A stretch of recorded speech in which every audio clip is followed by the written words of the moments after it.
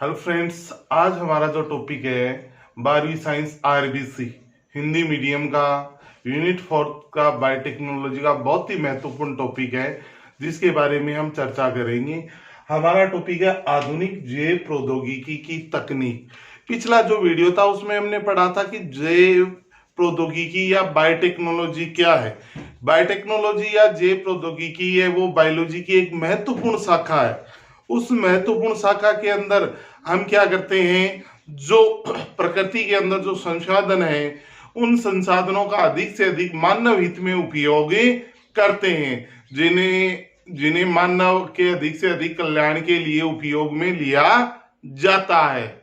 हमने कल पढ़ा था कि आधुनिक जो जैव प्रौद्योगिकी है उसके द्वारा जैसे मानव इंसुलिन का निर्माण है। मानव इंसुलिन क्या होती है, कल मैंने बताया था। अग्नाशय की जो बीटा कोशिकाएं उनके द्वारा इंसुलिन हार्मोन प्रोड्यूस होता है। यदि इंसुलिन हार्मोन की कमी हो जाए तो मधुमेह रोग हो जाता है। मधुमेह रोगियों में इंसुलिन की पूर्ति करने के लिए बाहर से इंसुलिन हार्मोन है वो दिया जाता है। तो ये आधुनिक जैव प्रौद्योगिकी बायोटेक्नोलॉजी के अंतर्गत आता है।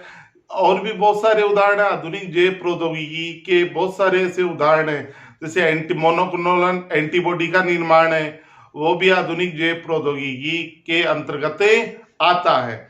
आज हम पढ़ेंगे कि आधुनिक जैव प्रौद्योगिकी की टेक्निक क्या है। आधुनिक जैव प्रौद्योगिकी की टेक्निकें क्या है। सबसे पहला जो टॉपिक आता है इसमें जैव संवेदक बायोसेंसर क्या होते हैं। बायोसेंसर देखो, बायोसेंसर जैविक पदार्थ हैं, जैसे उत्तक हैं, सूक्ष्म जीव हैं, एंजाइम प्रतिरक्षी हैं, न्यूक्लिक अम्ल हैं आदि के सम्मिश्रण होते हैं। जैसे मैं कहता हूं उत्तक कोशिकाओं के समूह, सूक्ष्म जीव जो हमें नग्न से नहीं दिखाई देते, एंजाइम प्रतिरक्षी, न्यूक्लिक अम्ल दो प्रकार के होते हैं, डीएनए और आरएनए आदि के सम्मिश्रण होते हैं। यानी इनसे मिलकर है वो जैव संवेदक या बायोसेंसर बने होते हैं।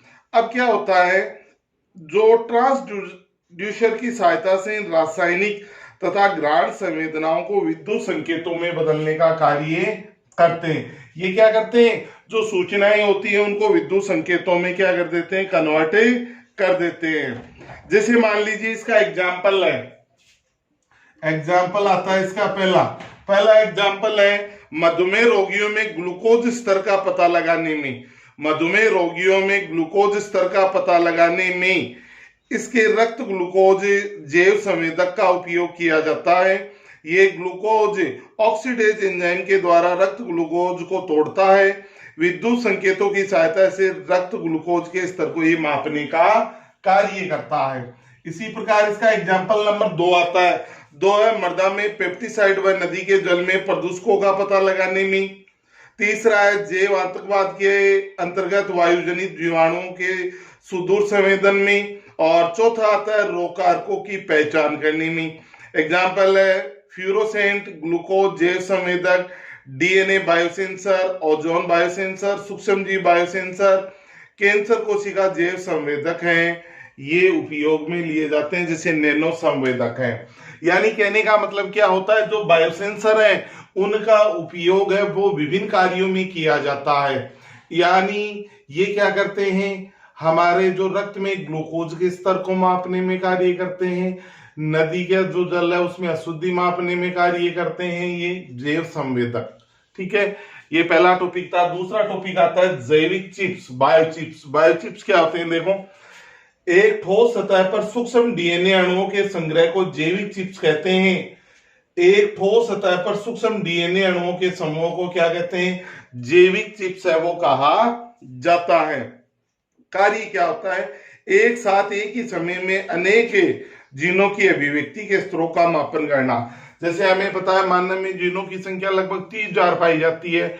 इनका कार्य क्या है, ये किस प्रकार से व्यवस्थित होते हैं, इनके बारे में पता करने के लिए जैविक चिप्स या बायोचिप्स का उपयोग किया जाता है। 1991 में पी.ए. फोडोर ने विकसित की ये तकनीक।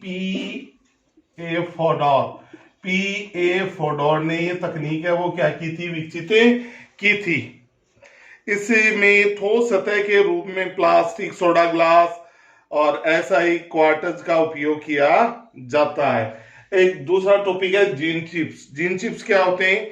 ये एक सूक्ष्म चिप है जो जिस पर डीएनए की एक रज्जु बनाने वाले एंटू क्षारक उपस्थित होते हैं। यानी जो डबल स्टैंडर्ड डीएनए है उसको एसएस डीएनए में कन्वर्ट करने का कार्य वो जीन चिप्स के द्वारा किया जाता है।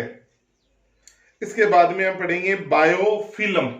बायोफिल्म क्या है? यह जल की सतह पर उपस्थित सूक्ष्म जीव कोशिकाओं का समूह होता है जो पॉलीसेकेराइड से बनी परत द्वारा आवृत रहता है। यानी सूक्ष्म जीव कोशिकाओं का समूह है जो पॉलीसेकेराइड से बनी पतली परत द्वारा क्या रहता है? आवृत रहता है। इसका जो मुख्य कार्य है वो क्या होता है? देखो, इसका जो मुख्य कार्य होता है, अपशिष्ट जल उपचार में इसका उपयोग है वो किया जाता है। किसका उपयोग? बायोफिल्म का जो उपयोग है मुख्यतः वो अपशिष्ट जल उपचार की हेतु इसका उपयोग है वो किया जाता है बायोफिल्म का। ये हमारे टॉपिक था आधुनिक जैव प्रौद्योगिकी टेक्निक, यानी 3 टेक्निक है, इनकी तीनों की परिभाषा है वो आपको ध्यान में रखनी है। तो आज के वीडियो में इतना ही। Okay, bye.